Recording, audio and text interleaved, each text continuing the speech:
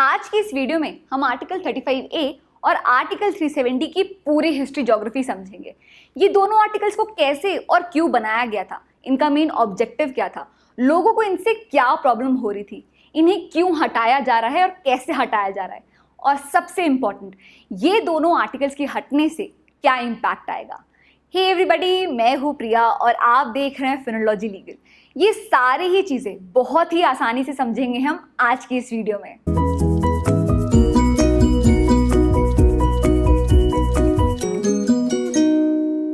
सबसे पहले क्लैरिटी के लिए हम एक टाइमलाइन डिस्कस कर लेते हैं, जिसमें 35A और 370 के आने से लेकर अगस्त 2019 तक जो भी इम्पोर्टेंट इवेंट्स हुए हैं हम उसे समझ लेंगे।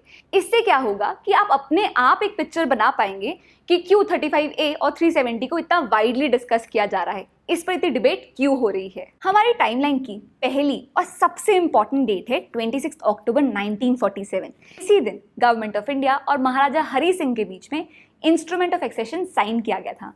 इसी दिन से जम्मू एंड कश्मीर इंडिया का पार्ट बन गया था। इसके बाद है 1949। देखिए 1949 में कॉन्स्टिट्यूशन ऑफ इंडिया बनकर तैयार नहीं हुआ था, उसे अभी भी लिखा जा रहा था। तो 17 अक्टूबर 1949 को आर्टिकल 370 को कॉन्स्टिट्यूशन ऑफ इंडिया में इंकॉर्पोरेट कर लिया गया था। इसके बाद आता है 26 जनवरी 1950, हमारा रिपब्लिक डे। इस दिन से कॉन्स्टिट्यूशन ऑफ इंडिया एप्लीकेबल होना स्टार्ट हो गया था। अब जम्मू एंड कश्मीर के टॉपिक से रिलेटेड 1950 के कॉन्स्टिट्यूशन ऑफ इंडिया के दो इंपॉर्टेंट आर्टिकल्स देखते हैं। पहला आर्टिकल 1 जो जम्मू एंड कश्मीर को इंडिया का स्टेट डिक्लेयर करता है, और दूसरा आर्टिकल 370 जो जम्मू एंड कश्मीर के टेम्पररी स्टेटस की बात करता है। इसके बाद आते हैं 1954 में। देखिए 35A और 370 में जो भी चेंजेस किए जा रहे हैं ये एक प्रेसिडेंशियल ऑर्डर के थ्रू किए जा रहे हैं। ऐसा ही एक प्रेसिडेंशियल ऑर्डर पास किया था डॉक्टर राजेंद्र प्रसाद ने 14 में 1954 को, जिसका नाम है the constitution application to Jammu and Kashmir order 1954। 1954 के इसी प्रेसिडेंशियल ऑर्डर से आर्टिकल 35A को कॉन्स्टिट्यूशन में इंक्लूड कर लिया गया था। यही वो आर्टिकल है जो इंडिया के बाकी सिटीजन्स पर रोक लगाता है और जम्मू एंड कश्मीर में कौन परमानेंट रेसिडेंट बन सकता है ये बताता है। यहाँ पे एक बात मैं आपको बता दूं कि जनरली अगर आप कॉन्स्टिट्यूशन ऑफ इंडिया देखेंगे तो उसमें आपको आर्टिकल 35A नहीं मिलेगा, पर अगर आप constitution of Jammu and Kashmir देखेंगे तो उसमें आपको 35A जरूर मिलेगा। इसके बाद है 17 नवंबर 1956। इसी दिन constitution of Jammu and Kashmir applicable होना स्टार्ट हो गया था। अब देखिए जम्मू एंड कश्मीर का जो कॉन्स्टिट्यूशन है वो भी जम्मू एंड कश्मीर को इंडिया का इंटीग्रल पार्ट डिक्लेयर करता है। अब 1947 से 1990 में जम्मू एंड कश्मीर में काफ़ी चेंजेस आए। हालिया माहौल को देखते हुए 1990 में जम्मू एंड कश्मीर में arm forces special powers act को इम्पोज कर दिया गया। इसके बाद हम आ जाते हैं 2015 में। इस ईयर भारतीय जनता पार्टी ने पीपल्स डेमोक्रेटिक पार्टी के साथ मिलकर जम्मू एंड कश्मीर में एक गवर्नमेंट फॉर्मुलेट की। इसके बाद 2016 में महबूबा मुफ्ती को चीफ मिनिस्टर बना दिया गया। इसके बाद हम आ जाते हैं जून 2018 में, जब बीजेपी पीडीपी के साथ अपना अलायंस तोड़ देती है। अब जम्मू एंड कश्मीर का जो कॉन्स्टिट्यूशन है उसका आर्टिकल 92 ये कहता है कि अगर स्टेट की कॉन्स्टिट्यूशन मशीनरी ठीक से ना चल रही हो तो स्टेट में गवर्नर रूल स्टार्ट हो जाता है।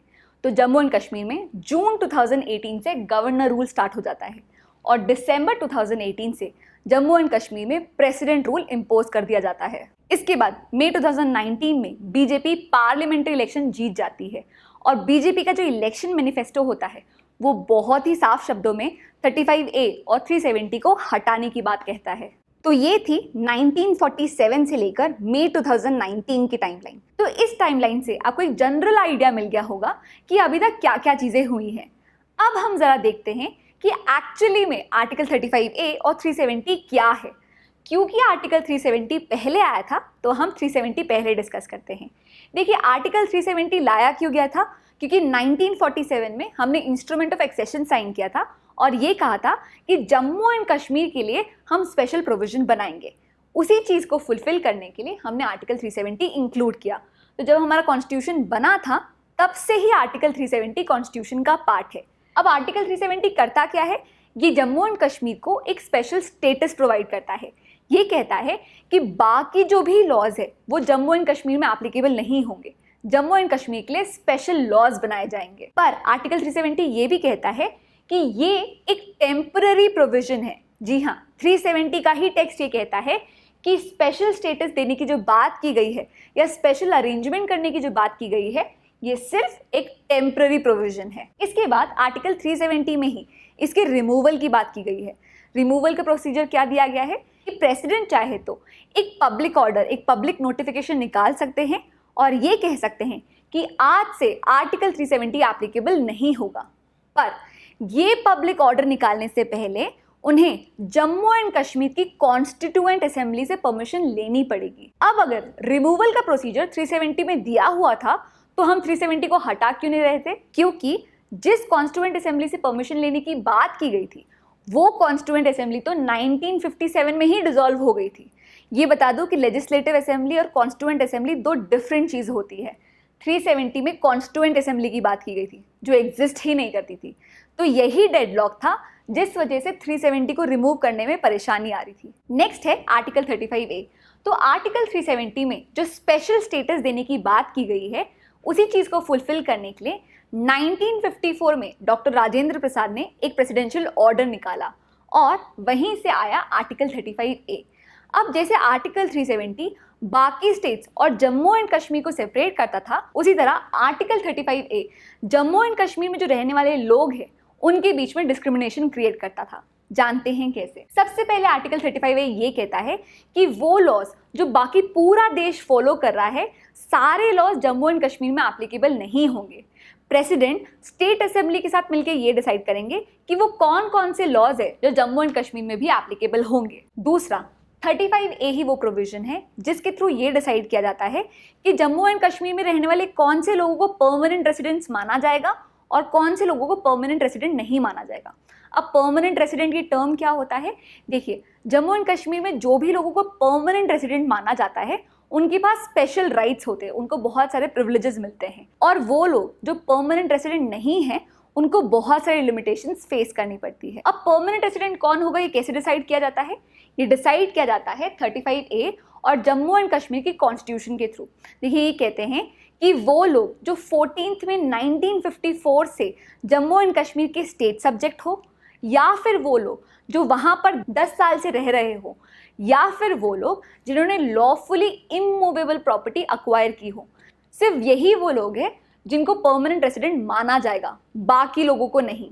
अब आप सोच रहे होंगे कि परमानेंट रेसिडेंट हो या ना हो उससे क्या फ़र्क पड़ता है?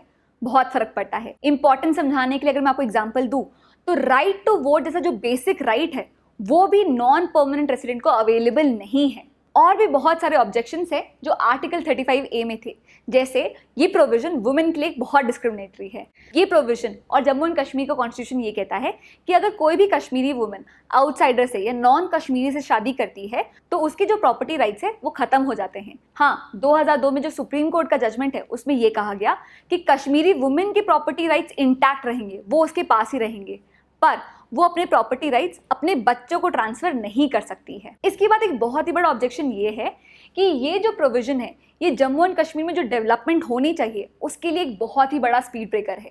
कैसे? देखिए, जम्मू एंड कश्मीर में जो भी गवर्नमेंट जॉब्स है, जो भी हाई एजुकेशन है, गवर्नमेंट एजुकेशन है, या फिर वहाँ पे जो भी लैंड है वो सिर्फ वही लोग ले सकते हैं जो वहाँ के परमानेंट रेसिडेंट है। नॉन परमानेंट रेसिडेंट या बाकी इंडिया के जो सिटीजन्स है वो ये सारी चीज़ें अवेल नहीं कर सकते हैं।